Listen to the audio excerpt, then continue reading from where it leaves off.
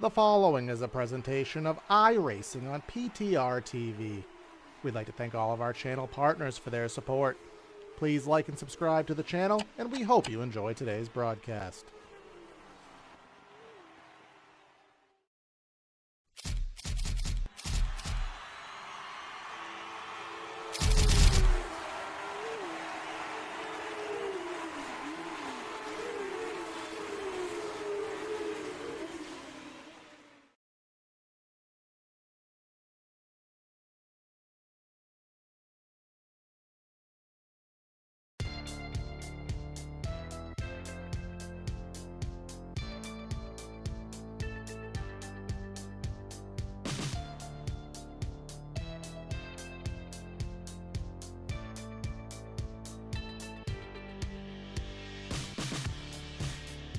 Round number 9 of the American Muscle Series in Season 7 hits to the circuit of Catalunya. We're going to dial the clock back to around 1995 with a historic layout here, adding a chicane in the back end of the circuit. Last week's race at the Hungaroring was another banger here today, and let's see if we can duplicate it here tonight.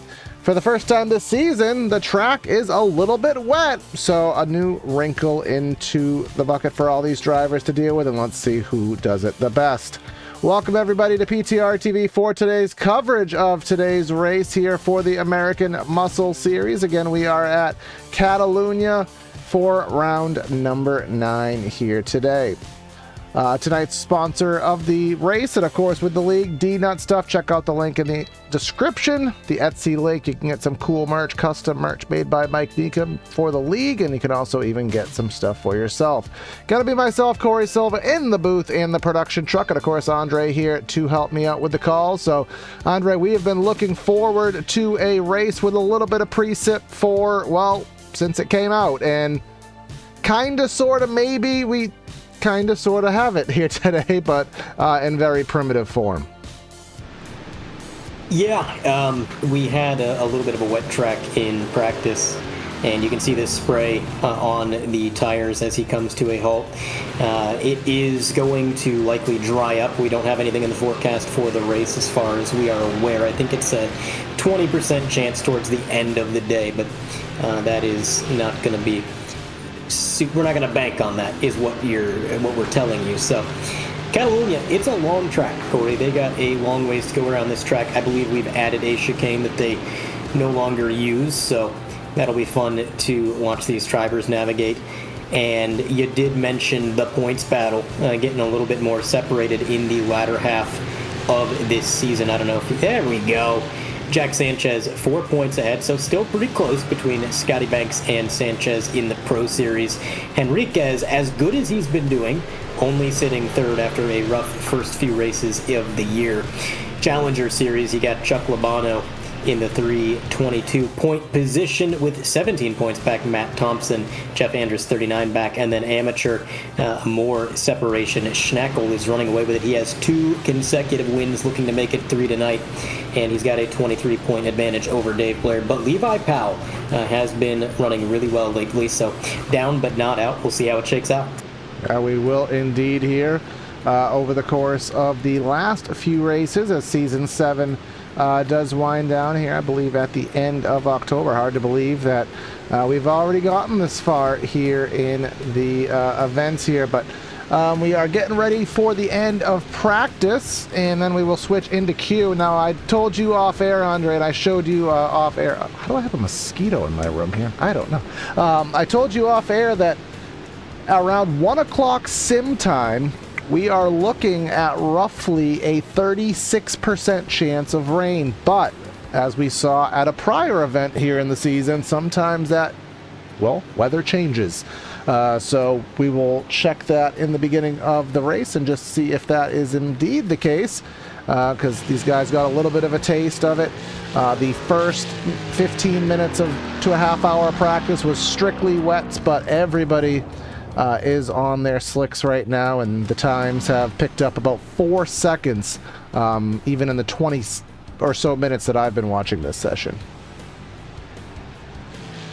Yeah, they have picked it up quite a bit, and I guess, judging by the track map, also, side note, we are omitting the chicane. It's a little bit confusing because they added it and then took it away, and then added it again, and then took it away, so I wasn't entirely certain what range we were at. But practice times, if they're anything to go off of, qualifying is going to be very close. We had multiple drivers in the 2-minute flat bracket, and qualifying is going to be underway. They're going to get those cars rolling. Go ahead, Corey. So this is one of the rare circumstances whenever weather is on the docket. This is the only time on PTR TV history that I pull up the iRacing UI because there's no other way to get this information.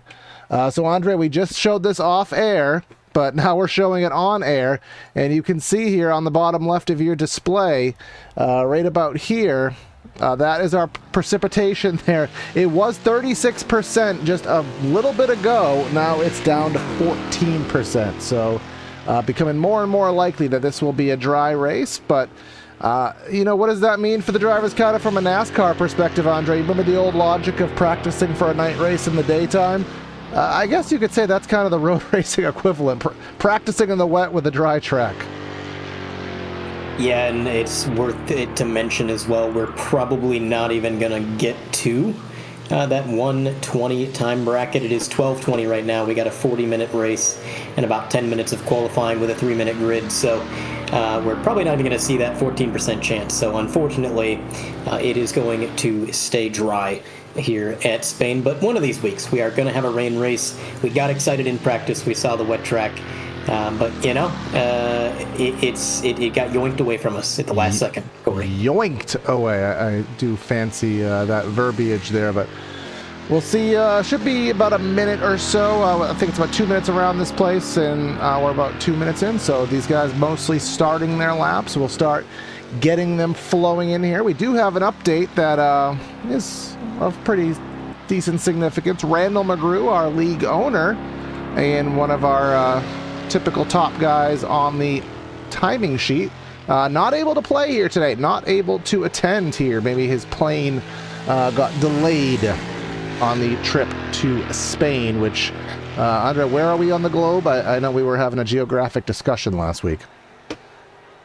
Yeah, so Spain is just a little bit west of Italy. I mean, more than a little bit, but it's in Europe, roundabout. No, it's not in Montana or anything silly like that, like us Spartans. No, it's not in the Canadian territories or Alaska or, All right, so yeah, that facilitates that question that all of us were, none of us were answering there. But let me take a look here. I do have the back end data. I think that you also have as well. Now, Andre, let's take a look. I think the 163 is probably going to be, and that's that face. He is going to be the pseudo admin here today.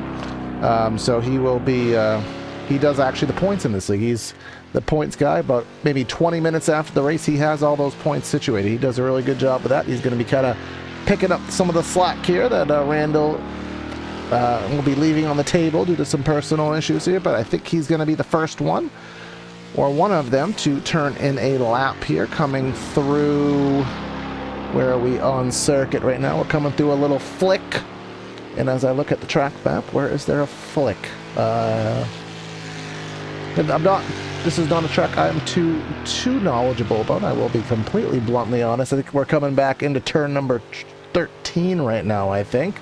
Coming towards the back end of the circuit. I do know that because this is where the Rallycross runs here. To the left of your screen, you can see all that dirt. There actually was a Rallycross layout here in real life. I think we have it in the sim too, if I'm not mistaken.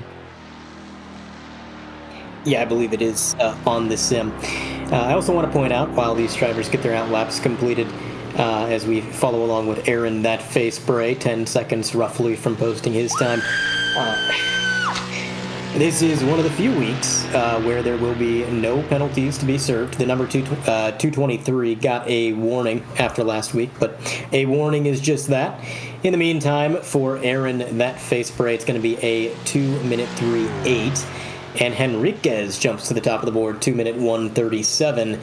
Cam DeDecker going to be P2, but immediately dethroned by multiple drivers. They are pouring in right now, Corey. David Moore, P2, looking to qualify great again, 2-minute 2:01. David Finch right behind, 2-minute 2:02:01. So they are rolling in. Here comes Scotty Banks, heavy hitter. He has not yet posted a time. Jack Sanchez looking to post his first time after, I believe, winning last week. But again, memory of a goldfish, Corey. Well, he did win. He's been kind of picking. It was Luis Enriquez that was going for the turkey. Remember, he had won 2 in a row, was going for the 3. Technically, he should have won 3 in a row, but Brands Hatch and connection issues were not his best friend there. But he didn't have the greatest of runs last week at Hungaroring. Here comes Freddie Weaver. I think he is, what is he running this week? Oh, the Ken Estep car. Ken Estep, we all have our well wishes sent towards him. Had a medical issue a few weekends ago, and from what we hear is recovering rather nicely. So I hope to see him back on the circuit as soon as possible. Stefan Price here, not going to be too chuffed with that lap. So much so that it's not going to count. The bomb pop. Yeah, that's not fast, Mr. Schnackle. But he did take the points lead finally. After all of the runs he's had in amateur that have been so great, he's finally taken the points lead in that class. Took a little bit for him to claw at it, but he has. But at 2:32, did he stop at a Taco Bell drive-thru at some point? Oh yeah, we were having that discussion earlier. I feel like he might have just swung by the drive-thru mobile order for the bomb pop, Jeff Schnackle. But we'll see if he can improve. Ryan Campbell, 2-minute 3. Here's Kevin Parrish. Been a turbulent few weeks for Parrish. He had to serve a penalty, I believe, last week, and did not really capitalize on the points, unfortunately. And before that, I can't remember what happened. Something happened the week before that. He was involved in some sort of incident. We'll see if he can stage a bit of a late season comeback here in that 69 machine. It's going to be a valiant qualifying effort, but not quite enough. David Moore. One thing I'm noticing, Corey, David Moore posted another lap in the 2-minute flat bracket. He just keeps clicking them off. That was 2 laps in a row in the 2-minute flat. Not only is he fast, he's consistent, and that is probably very concerning for the rest of the field. Very concerning for the rest of the field is a Jack Sanchez back in 18th, because that just means he's warming up here. He's getting ready to go at it, and he's going at it with a vengeance, and P1 for the number 23 car. And not by a small margin. 0.3 of a second going to be his advantage. That is not bad at all. I think they're going to be hard-pressed. They got 2.5 minutes left, which means anybody currently running a lap will have time for one more. But they don't have much time to try and dethrone him. That's going to be tough. Not a small margin. David Moore, P3. Luis Enriquez, P2. Jack Sanchez, top of the board. Jay Bast, not at the top of the board. Didn't quite catch what his time was. Mark Royce with a 2:15. Where is the Taco Bell drive-thru, Corey? Where do they seem to be stopping on this track? Speaking of Taco Bell, I thought I saw Phil Keck registered for this race. I don't see him in on any of the timing sheets. Yeah, he's on the timing and scoring, but he's not here, so I don't know if he's... Send it for Ken. Well, unfortunately, that lap time is not conducive of the message being sent, but decent time enough. But here comes Scotty Banks, 16th with a 2:02 flat, essentially. He will gain a fair bit of time there, and that'll put him up to P4. And look at this, Andre. If you look at P1 through P5, that's about 0.7 of a second on the stopwatch. In this league, that is quite a bit of time. Typically, we are much more consolidated than that. So this may be one of those mighty skill tracks that really tests everybody out. It definitely could be. I want to go back to that paint scheme, send it for Ken, if any viewer at home is wondering why they're running that. The league driver, who we've seen many a time, Ken Estep, unfortunately suffered a very terrifying and it just awful medical emergency. He's on the mend. He's doing better. He's at home, and he hopes to be in the sim rig soon, but it was pretty scary, and it was not what we were hoping to hear in the Discord when we opened it up that day. So we're glad that he's doing better. He should be back soon, but we've got a few cars running a paint scheme. Yes, sir. So it's a very good message, one worth dictating. Is he in the race? No, it's worth, because I just said that about maybe a minute and a half ago. But it's worth repeating due to the importance of it. But it just goes to show you don't listen to me. So you must have been talking to my wife. Sometimes I gotta look up like the track map or other things, and yeah, I kind of just, it's a bad habit. It is. All right, but it's worth repeating because it is a fact of big importance there. But these guys, the timer rolling down here, so I don't see anybody who is going to improve themselves in about 8 seconds worth of time. Scotty Banks is getting very close to it, but won't be able to here. He's just going to run out of time here at Catalunya. But let's get ready for today's race by thanking everyone for tuning in here to PTR TV. If it's your first time, don't make it your last. Hit that like and subscribe button here on our mission to 1,400 subscribers.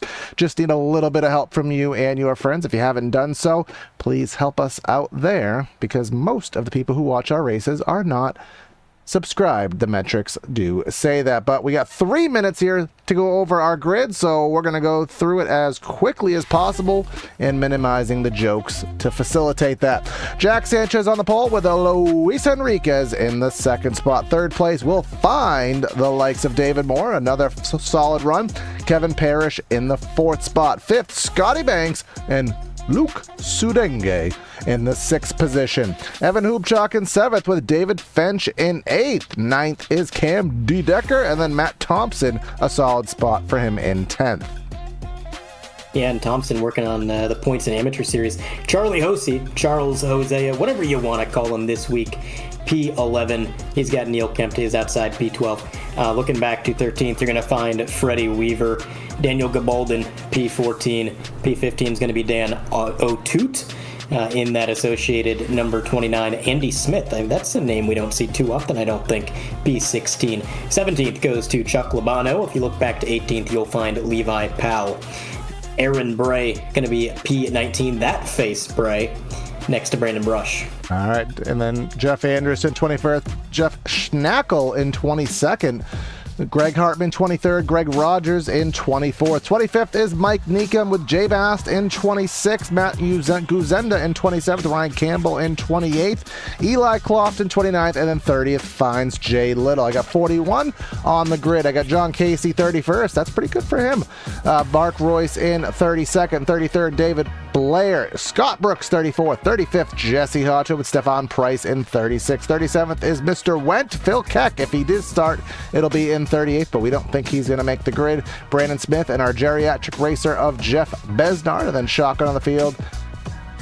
He's here, but is he here? Can Estep himself in 41st? He might be. So either way. Well, it's whether it's out of remembrance or whether it's just out of just. Whoa! He's still with us now. Corey. Hold on now.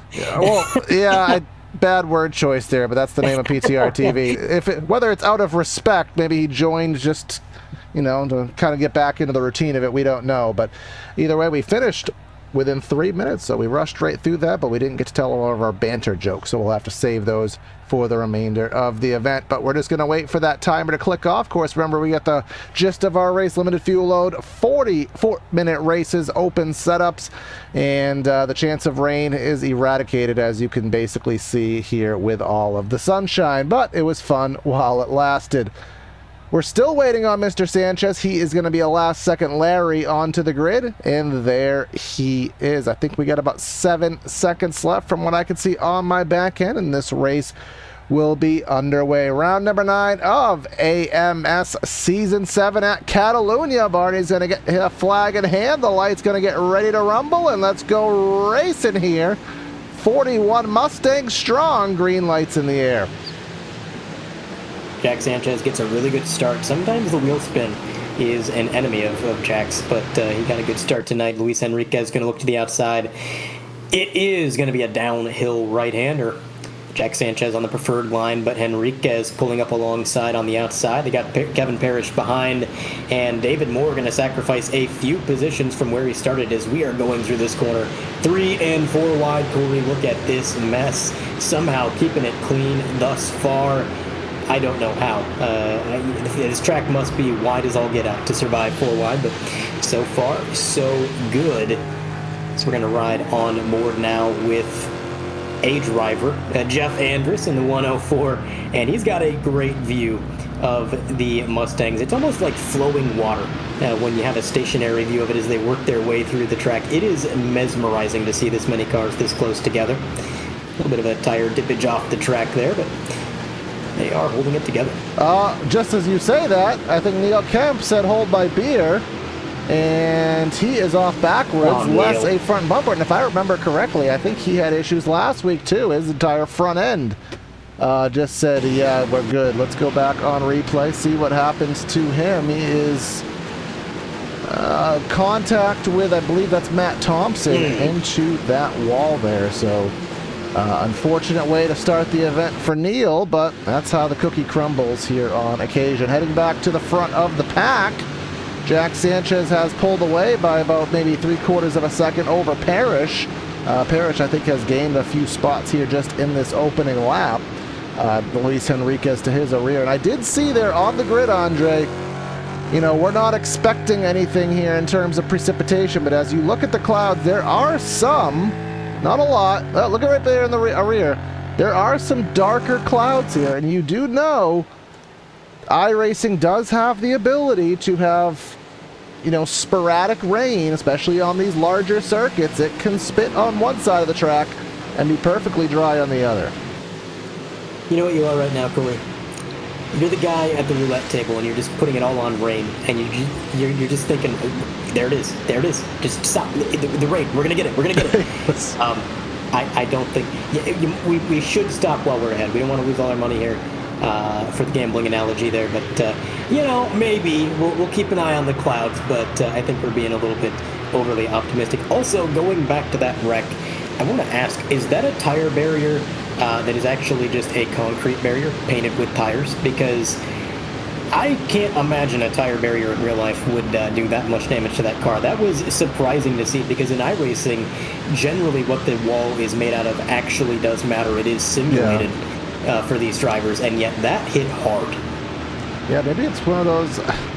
Remember what Indy back in like the late 90s when they started doing soft walls, they tried to do some kind of a soft wall that basically just broke apart because it was not actually doing its job. It's almost of that context there, but you know, a lot of times you will squish into a tire wall. The tire wall won't visually deform, but the car will lose an appropriate amount of energy. But in Kemp's case, not so much the case here. That is going to be Matt Thompson in a battle with the purple car. Cam D. Decker confirmed his wife does not pick out his outfits. He is versed enough with fashion to do that himself. Dehano Toot there in arrears of him. And what's Freddie Weaver doing in the 14th spot? He is surely not last.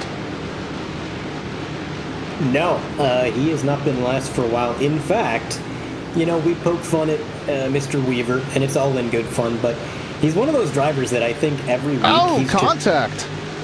He's doing a little bit better. Freddie Weaver has just been getting better and better every single week, and that's always fun to follow, and you love to see it because, you can see he's learning, improving, and all these drivers are. If there's ever a place to learn, it's this league because you have such a range of skill, and I think even a very talented driver that came into this league would find themselves probably getting their butt kicked and having a few things to learn because it's just a tight league. It is so close. There is Mr. Hosey.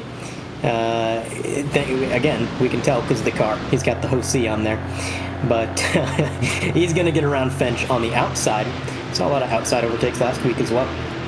Yeah, we do love that our idiocity of league nicknames has actually taken a realistic leaf. Of course, Dehano Toot has taken real leaf into that name. And then we found today that face was actually how Randall referred to Aaron Bray. So just worry what we call you in the broadcast may be what you're called for the remainder of your sim racing existence here. But some good battling here. We got Evan Hubchak there, and we've felt like since day one, Andre, that we've been saying his name wrong, but he has never corrected us. So he's forever Evan Hubchak. Hopefully I must be right. And then David Moore, he is the person who just found the sixth gear that may or may not exist, and he has just been up and at it, top 5 right now. But Luke Sudenge in the 6th spot took a look, but no cigar that time by. We really should have got the Microsoft Sam on the soundboard, but Sudenge, there's another driver that... it's Sudenge. You got to put the emphasis on the UD. Sudenge. We said his name wrong for a season and a half, and he's one of those drivers that I'm pretty sure we've talked about every race. Yes. And he didn't think to correct us until like a week and a half ago. God bless that man and his patience. I honestly, it took a while. I'm surprised he even corrected us at all. But we are trying to get it right as we are pushing a bomb pop through the corner. What is going on there, Corey? He was Andy trying Smith. No, I've already set myself up to say it. Should I just say it? He turned it into a push pop. I was going to say he was trying to put the popsicle stick in there, but... Do you remember push pops? Yeah, they still sell them. They still sell them. They were like $1. Now they're probably like a mortgage payment, but... You gotta get a Snickers bar. Yeah, it was kind of like it was like a ring pop, but the equivalent. Yeah, they were pretty nice there. Maybe Freddie Weaver will have it on the car next week. But we are seeing the battle for the lead. Well, it's happening, ebbing and flowing. As Kevin Parrish was a lot closer. He was about 2 or 3 tenths, and now it's back up to a half second, so he may be better on certain ends of the circuit here. But Scotty Banks on his mission to make some headway here. Well, he's made reverse headway, therefore he's trying to make positive headway. This is why I am not Lee Diffie. But he is in 7th, but 2 spots directly in front of him. In fact, 3 if you count Evan Hoopchuk. But in arrears of him is Chuck Labano. Chuck Labano is doing pretty well. I think he's leading the Challenger standings, if memory goes back that far. So, and he's the highest running Challenger driver, but not by much, because Charlie Hosey is directly behind him, quite literally. Yeah, and he's been making up a lot of time.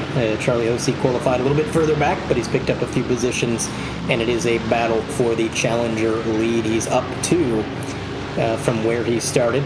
Amateur class not being led by Jeff Schnackle at the moment. It is, in fact, Cam D. Decker in the 233. That's another driver that just recently corrected us after we probably butchered his name for a season.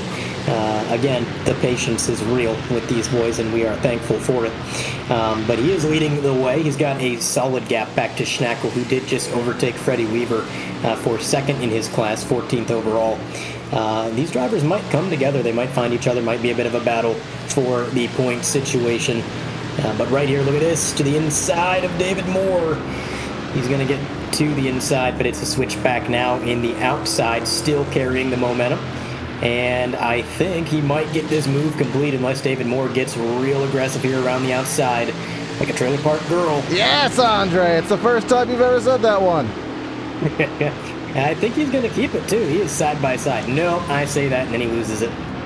Yep, he loses it right there, but now they're coming into the more technical section of the track, coming into a hard left-hander. This is going to be turn number 5, hard left-hander. Then that kind of opens you up to the more high-speed section of the track, makes it a little bit more hard to pass, but there's always a will where there is a way. D. Decker, that's typically not the line of choice, but he'll lose 2 spots there to Dan Ott and Brandon Brush. Let's take a brief look, not a boxer look, a brief look here at what happened to him.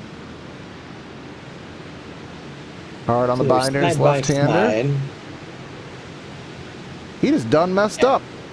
Yeah, got on the throttle a little bit too quick into the sand and lost a little bit of time, but nothing too bad. He can definitely gain that back. Meantime, I believe that is Levi Powell in the 203 in a bit of a battle here.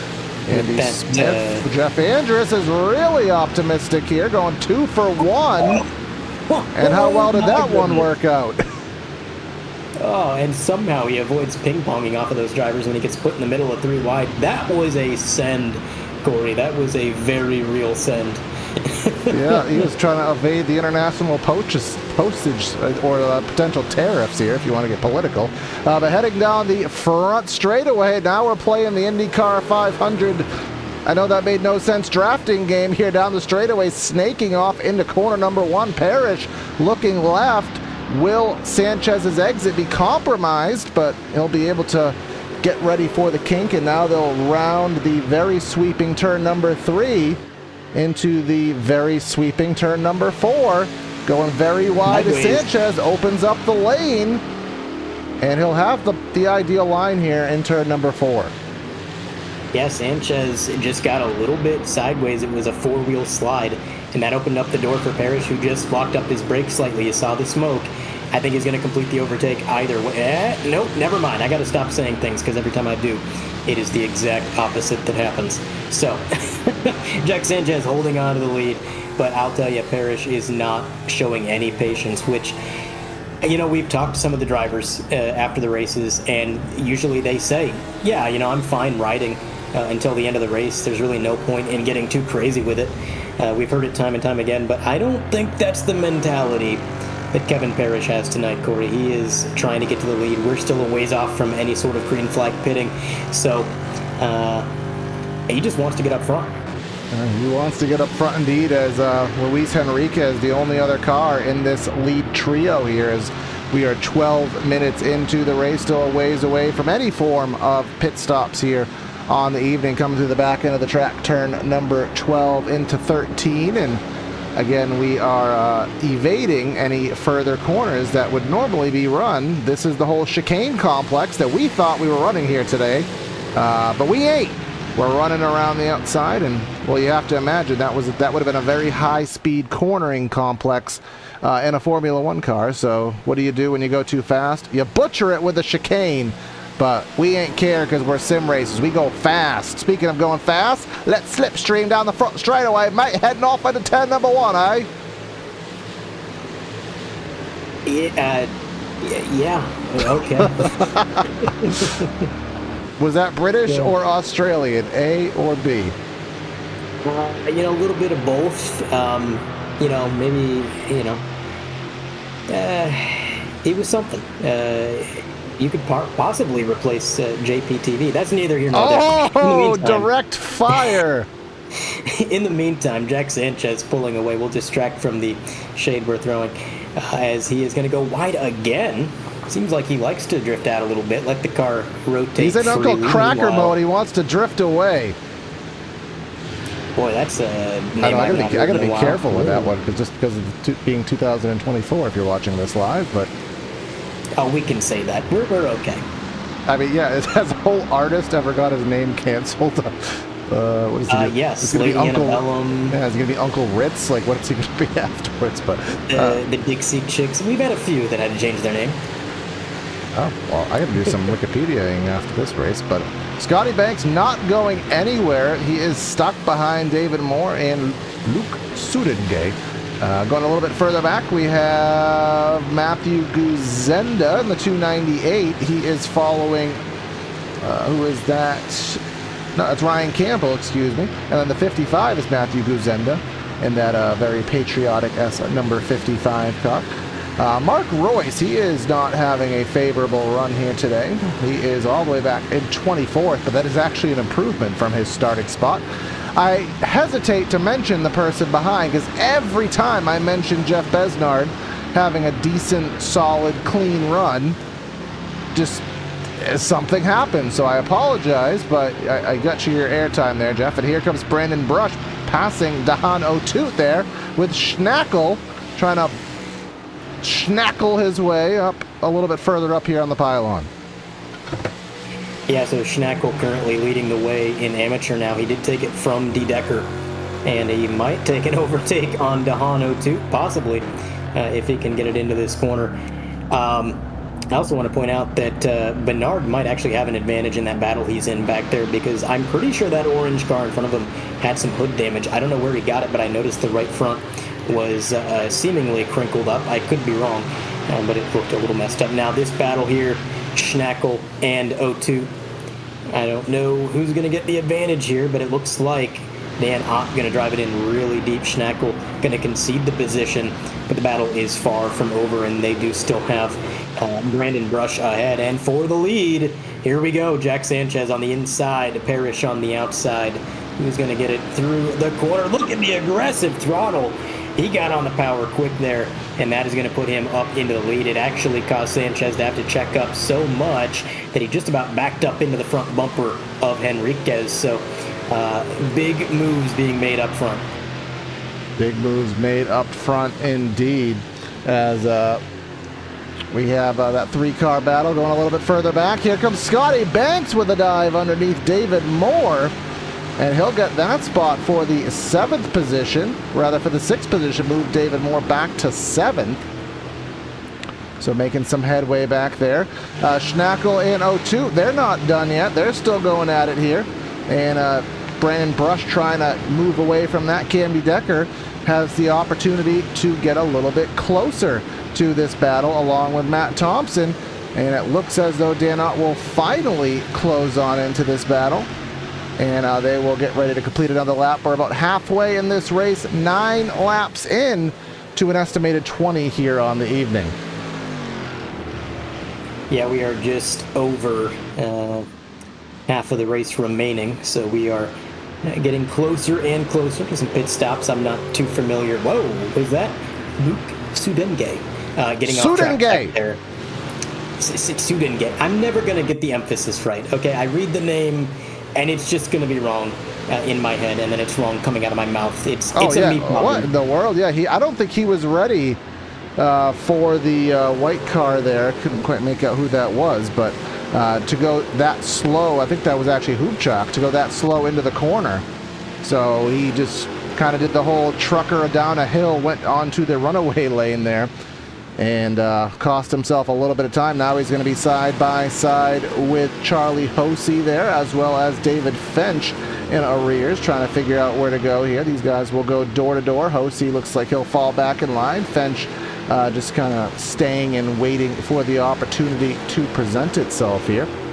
Back to the front. Sanchez has not fallen off whatsoever, and Sanchez looks like he has a little bit of a run, or perhaps he is just going to take a really aggressive move here into turn number 12, trying to go around the outside here. But now they'll set themselves up for the run to the checkers here for lap number 10. Sanchez took a bit of a higher entry there. He went to the outside of the corner, and then he kind of ducked in. It gave him a little bit of ground, but he was unable to really take that momentum anywhere. Now through this corner, he's going to close in just a little bit more, trying to get in the slipstream maybe. And then meanwhile, Henriquez, he's been in third place perpetually just watching this battle, but he has been matching their pace lap after lap. He's right there with them. So if these two get to battling again, you can't count them out. A little bit further back, Mr. Hoopchak is in a battle right now with Scotty Banks, who's trying to reclaim the positions he lost on the start, and it looks like he will get to the inside before corner entry. David Moore has to get on the binders a little bit there, I think, to avoid Hoopchak, who was conceding that position. These three still together now. This battle, Thompson on the inside. See if he can get an advantage here. It's the turtle curb there, and going to have to give it up. And Camby Decker has just been Captain TV here today. He has been, well, between here this week and last week, Camby Decker could probably sell some sponsorship on that number 233 with the amount of airtime we're giving him. Now, Andre, I'm in a very, obviously I think I've lost the parlay on the rain call here today, but take a look at this. You got Scotty Banks in the 4th spot. You have a good battle for the lead and really a top 3, and they're going to have the propensity to go at it. Banks is 3 seconds and some change behind with half the race to go.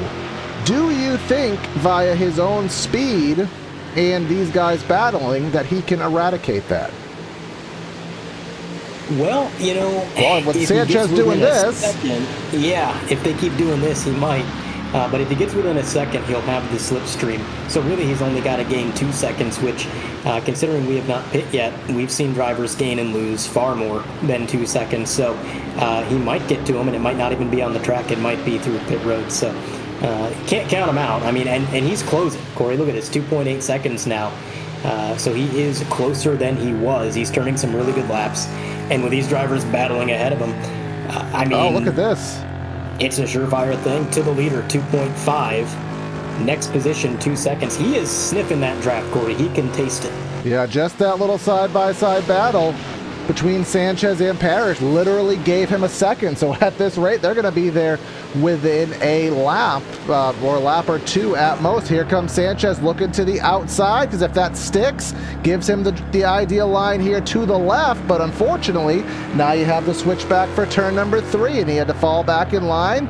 Henriquez maybe a little bit of a tap to the rear bumper there, setting themselves up for the run into out of 3. Now into 4. 4 is not traditionally a passing zone. It's a very long sweeper, not a hard braking zone where you can really make up time, but that doesn't mean they're not going to try. Yeah, now Sanchez historically running a wider line than Parrish, which does give him a good exit. You can see he closes up to the bumper going into this next corner. That might be why he's running out there. He's doing it lap after lap, but this part of the track, again, difficult to overtake. It's a lot of sweepers. This next right-hander going to be a pretty quick section of the track as well, but after this, we got some slow-speed corners. There is some overtaking possibilities there, if possible. But I'll tell you, I think Enriquez is getting hungry. Oh, boy. Hold on to it, buddy. That's Weaver and Andy Smith. We said Andy Smith, not a name that we have added to our encyclopedia of names, but he's trying to make that change here and make his presence known here with some aggressive battling with Mr. Weaver. Again, Weaver's still in the top 20 in the 16th spot as of now. So doing a fabulous job as of this point. Hopefully we don't jinx it. And also, speaking of not jinxing things, Jeff Besnard up to 20th has made some moves and running some decent laps there. Again, our 74, maybe even 75-year-old at this point. I don't know when he updated that on the pylon, but we got lap number 11 taking lap number 12, and we have our first pit stop here. Mr. Jack Sanchez out of second spot, going to take to the pits here. So we'll see how that fares and if he can gain any time. Let's see what the estimated pit stop time is going to be. That gives us our kind of spectrum to know what's going to happen. He's taking left side tires. So very, very seldom do we take tires here as of late in the series. He's going to take 2 left side tires and be in the pits for 12 seconds. We'll see if that translates to other drivers' opinions on what to do. Luis Enriquez has fallen back by about a second, 3/4 of a second or so. And a bunch of other drivers, Besnard into the pits. We have Levi Powell. He has already pit. So a lot of drivers making these decisions here at this point. Again, 8 or so laps left remaining. So we'll see what happens in terms of that, whether those 2 tires that Sanchez has taken are going to make any difference. We've heard it both sides, Andre, over the course of the league. When you take tires, sometimes it helps, sometimes they never get up to temp, and you're struggling for the remainder. Well, and it's not even so much about them coming up to temp, it's just that you have a huge differential in grip and wear from one side to the other, and iRacing is very picky about that and very finicky. Generally, every time we've heard a driver talk to us after taking 2 tires, he's had about nothing good to say about the strategy. Usually they say they wish they hadn't done it.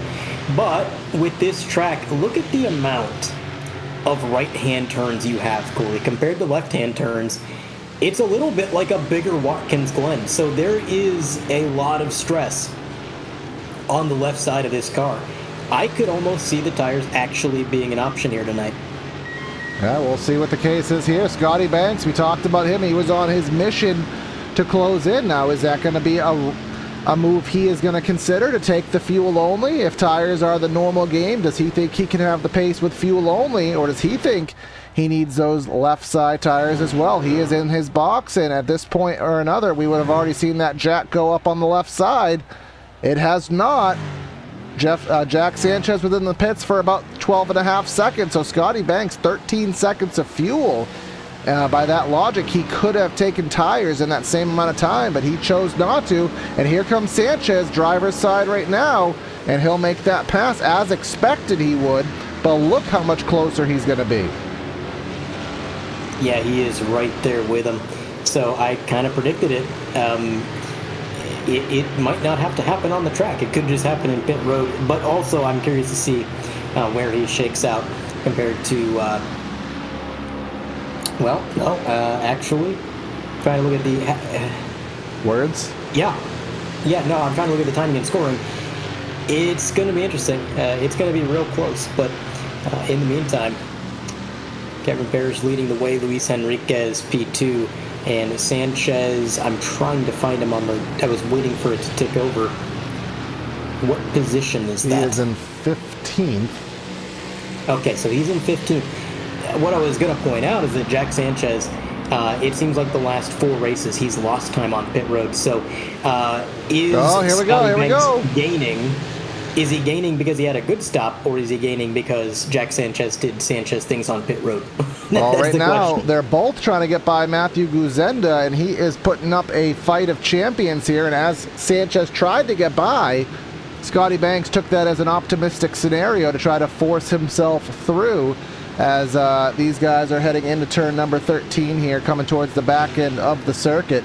They'll wind round 13 and then again just forego that chicane and head right down to the pit straight here. But who do we got? David Fench in the pits. We got Hosey. We got Luke Sudengay in the pits, as well as David Moore. But the top 3 in the form of Parrish, Henriquez, and Labano will take it one more lap around. So that will put them with about 5 laps to go into the pits. Here comes Dan Ott. Here comes Andy Smith, who's had a fabulous run here today. So at this point, about 80% of the field has done their service. Les, our leaders, and what in the world? Oh my goodness. From the lead, no pressure. He gets sideways into a concrete wall. That is significant damage, Corey. Take a look at the BTR TV replay. He was unsettled getting into the corner. You could see the rear end stepping out, and I just think he never really regained control. He was just trying to slip slide through. And that concrete wall reached out and bit him. Well, what has that done? That has given Luis Henriquez the lead. But how is this all going to fare? Because we're waiting to see how Sanchez and Banks are going to, even out. Of course, we have seen the tires of Sanchez and the lack of tires of Banks, as they have both gotten by, I want to say Sudengay as much as possible. They've both gotten by Gazenda. And then Hubchak, he has already pit, so he is going to try to throw his hat in the ring. And actually, Evan Hubchak, he must have had a really, really good pit cycle, because he was not this close to them prior to the stop. And look, he is in sniffing distance of them. I think he and Scotty Banks both had really good pit stops, because Scotty Banks and Hubchak were pretty close together, but they were a ways behind Sanchez. So the real question will be, where does Henriquez cycle out in regards to these drivers? That'll be the race for the lead whenever they do cycle out. Here he comes down pit road, 11 minutes remaining. He was stretching that fuel as far as he reasonably could. And here comes a wounded Parrish. The right front has, no pun intended, perished. Okay, the pun was very intended.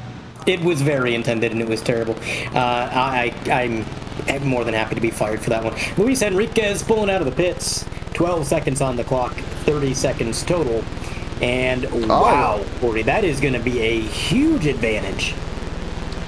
Yeah, that is one of the bigger leads we have seen through the course of pit cycling, and I wonder how much of that was due to the battling with Matthew Guzenda that may have slowed them up a little bit. So we'll see how that does fare. But now they have to eat up a gap of roughly 3 seconds. That's what, Scotty Banks had to eat up originally.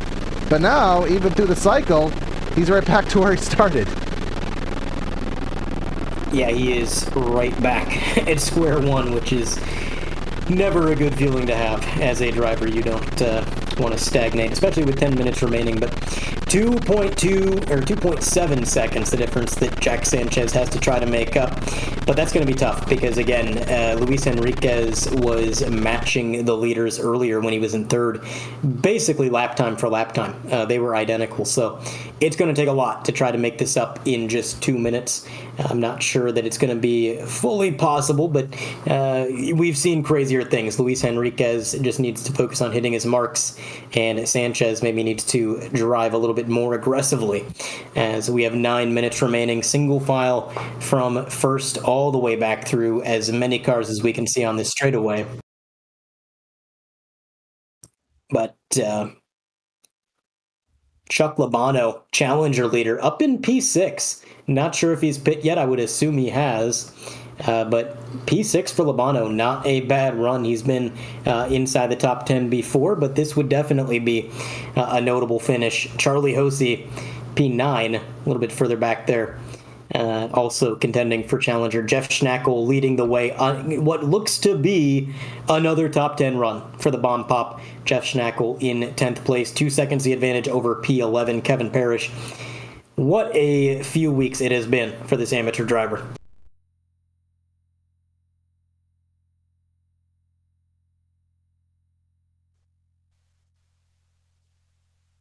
And we are currently working through some technical difficulties, but David Finch trying to fend off Charlie Hosey in that 35 machine. See if he can hold on to that position and scrounge for some points here. But Charlie Hosey going to get aggressive with it, I'm sure, because he sees Chuck Labano driving away with it for the challenger win. He's currently got a 3-second advantage, give or take, and with only a few minutes remaining, that is not something you want to see drive off into the sunset. There is Luke Sudenke.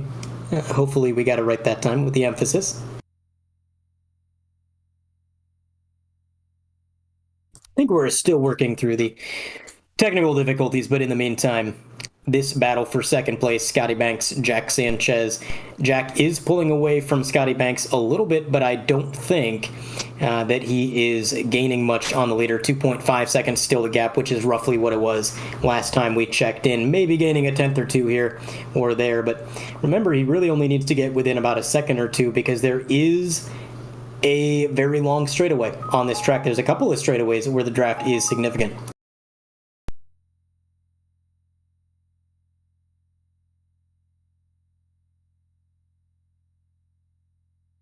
Charlie Hosey unable to get around David Finch thus far, which is playing into the advantage of Chuck Labano, who is driving away with it at the moment. 9 seconds back from the leaders and about 3 seconds up from Charlie Hosey. And Finch having a really good run up inside the top 10.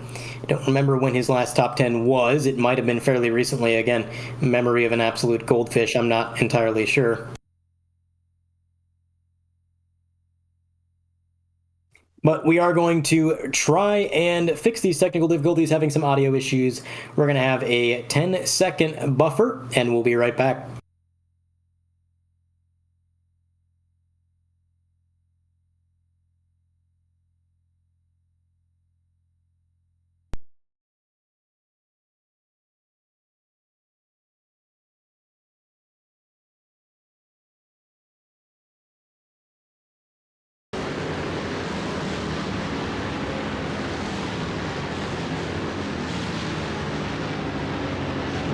Yeah, I don't know why, so I do apologize for that, folks, but all of a sudden, I don't know, I think my aux cord to my monitor came loose, and it took a little bit of time to be able and figure it out, but we got it sorted here, so apologize for that, but we'll be at it for the remainder of the race here, so thanks for Andre for filling in the gaps while I went and dug with wires behind my monitor in a pitch black room. But either way, we are undergoing a comeback tour here, and I think for the first time ever, we're seeing Scotty Banks and Jack Sanchez work together, almost as if this is Daytona.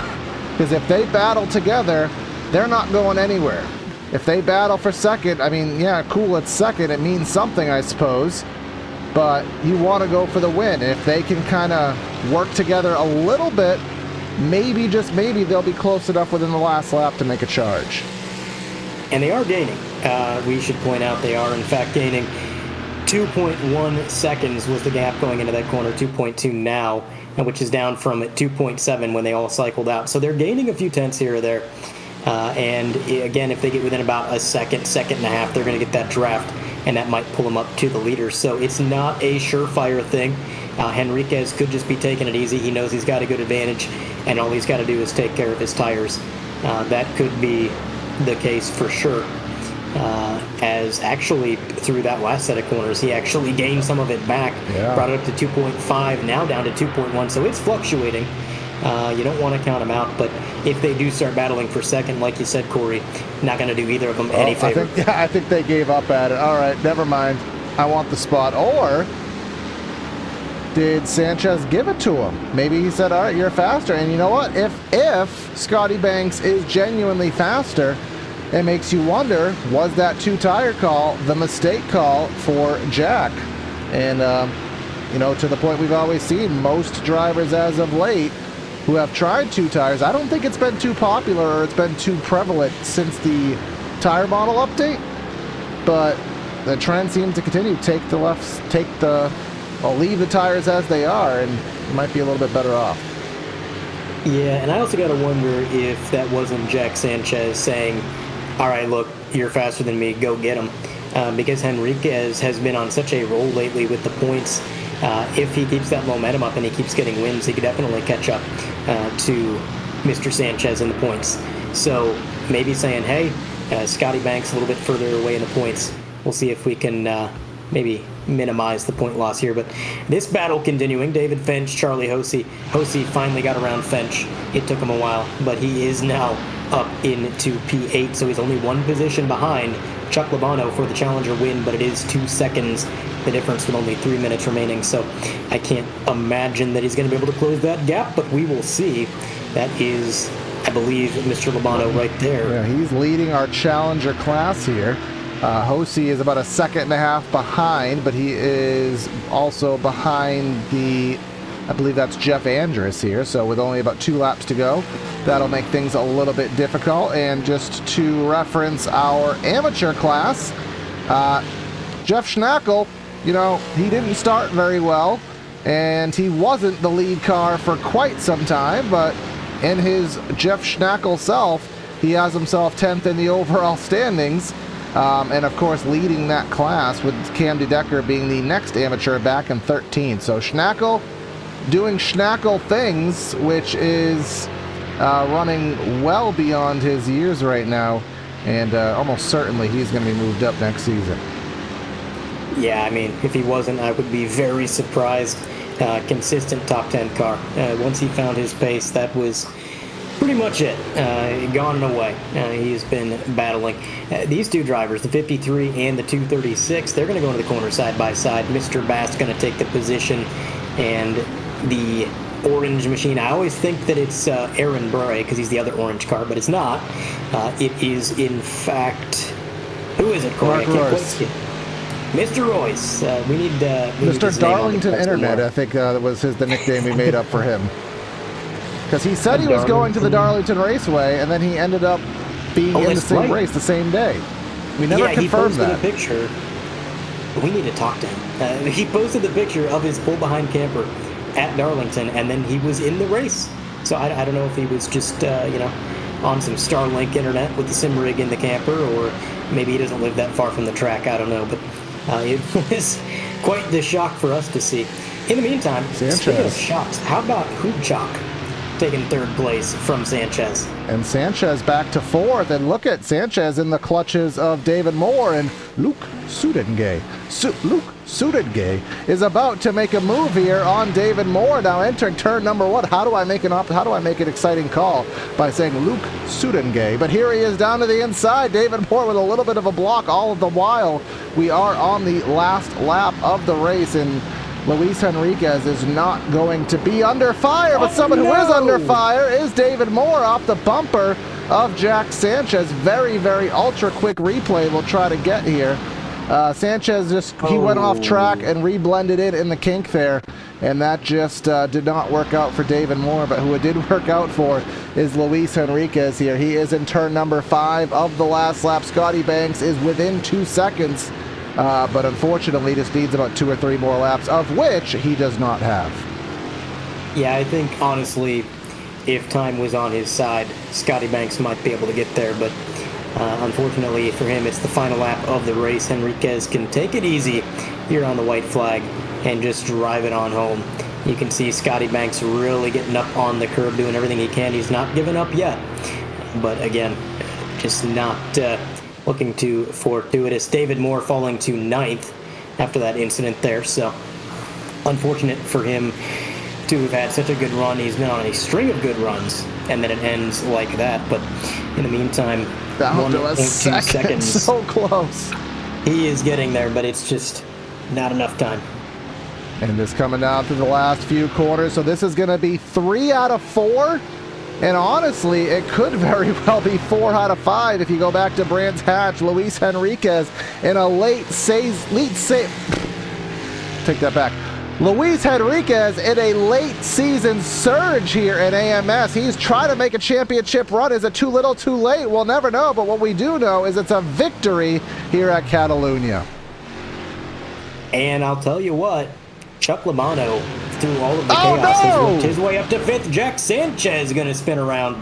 He's going to lose even more positions before the line. This is huge. What? Corey, the points leader outside of the top 10, Luis Henriquez, who's been rallying in the points, wins.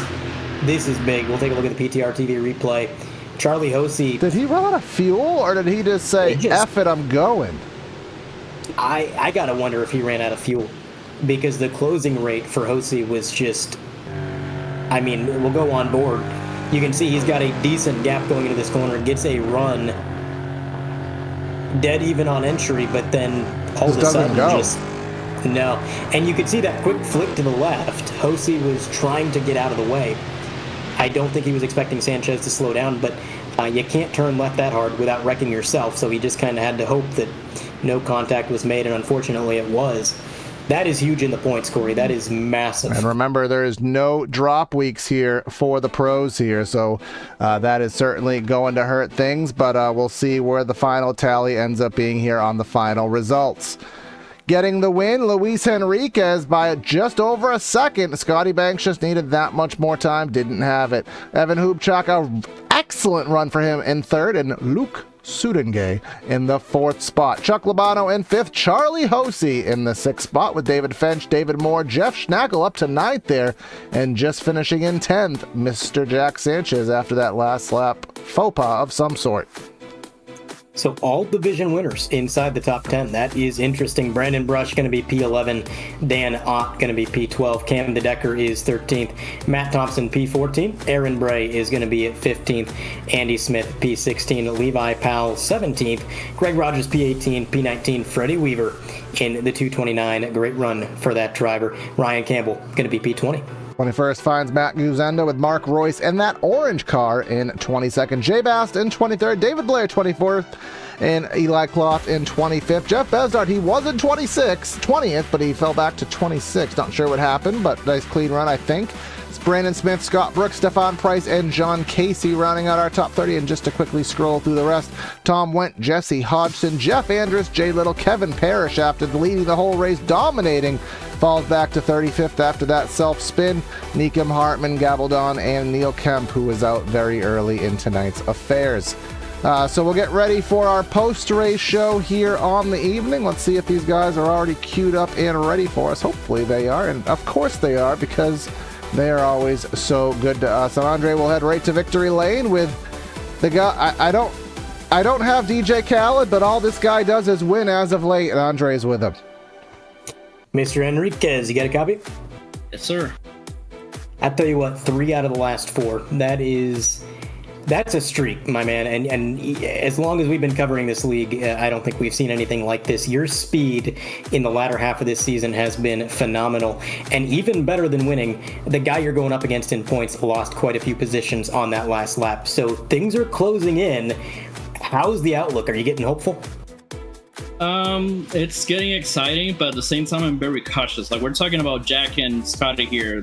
I was pushing all race. Even the last 2 laps, I was trying to save enough fuel just to get across the line, and luckily I didn't spot her, but I was pushing 10 temps all the way through. But who knows? Maybe I might be able to pull off a few top 5s here and there, and hopefully targeting a win here and there if I get lucky.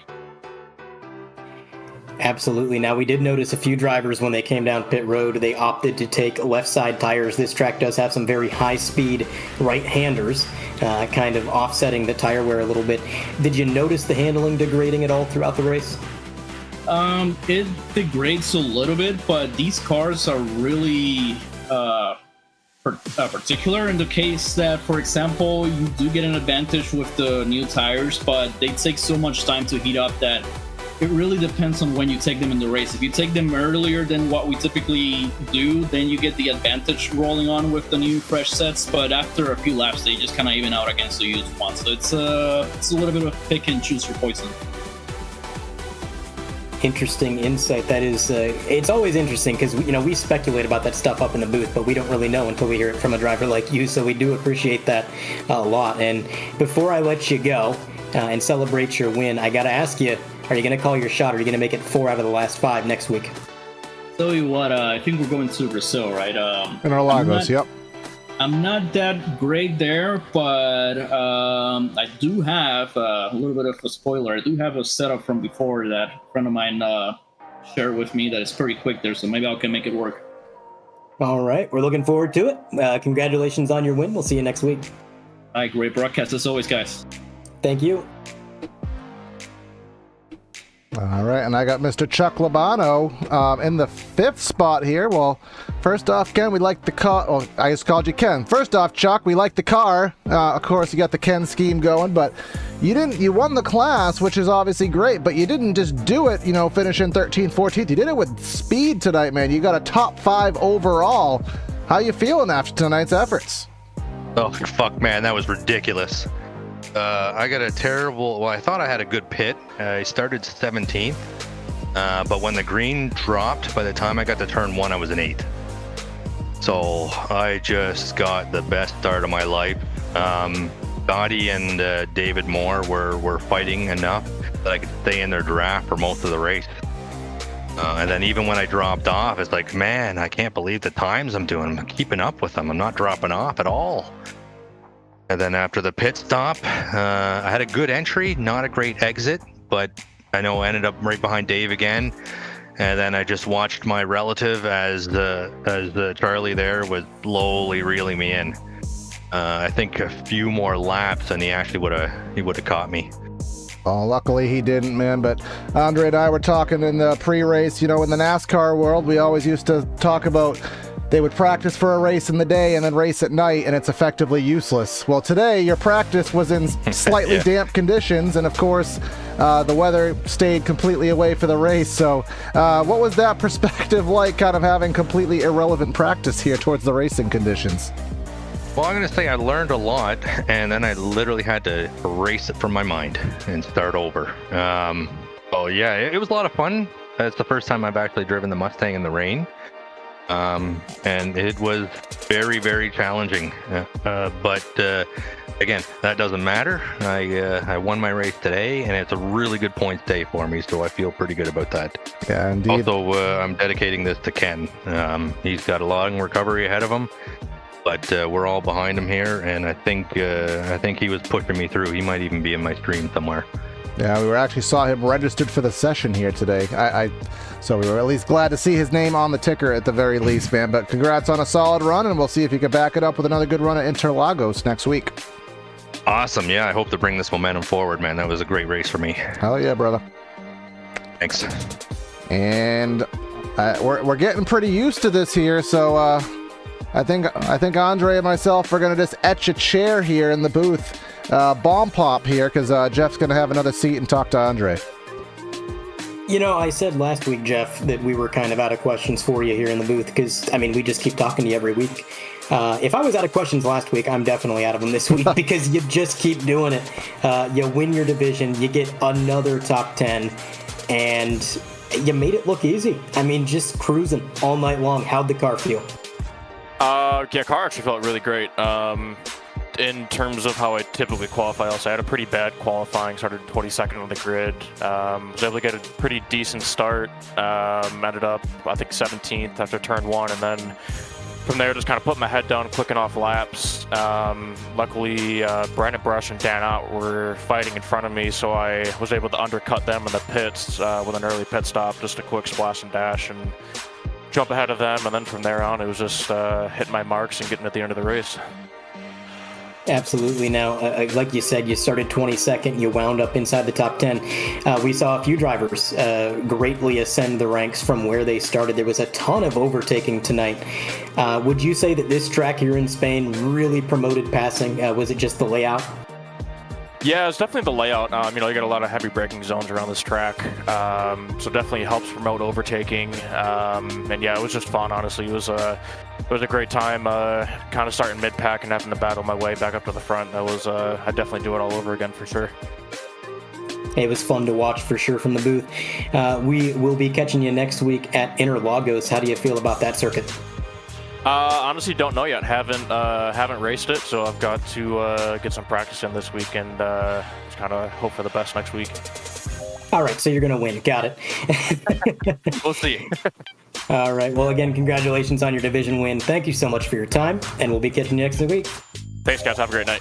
Yep. All right. Well, that'll wrap things up here from Catalunya, and we got teased. My parlay bet means I am broke as bleep, as well, Chuck just said it on air, so I don't know if I'm allowed to or not, but because it did not rain here, Andre. We got teased, but another race that just throws everything upside down. Parrish spins out. We got Banks spinning out. Well, we got not Banks. We got Sanchez spinning out here, and Luis Enriquez top of the board again. So season's running down, and I'm looking forward to the end of it. I firmly agree. It has been a really fun season. Really great racing every single night. You gotta love it here at the American Muscle Series. Of course. So again, like and subscribe if you have not done so. Check out the link in the description for D-Nut stuff. Get your cut league merch and other custom-made items there by Mike Minkham. Helps support the league and helps him because he does a really great job. Stay tuned for tomorrow night. We'll be back with the Tour Modifieds at Stafford for the Furniture Mart Series. Red Sox Racing League will be live on Thursday at VIR. Cannonball at the Roval on Friday night, and then we'll be back to do it all again next week. That's going to be Corey and Andre signing out of the booth. Have a great night, and we'll catch you next time.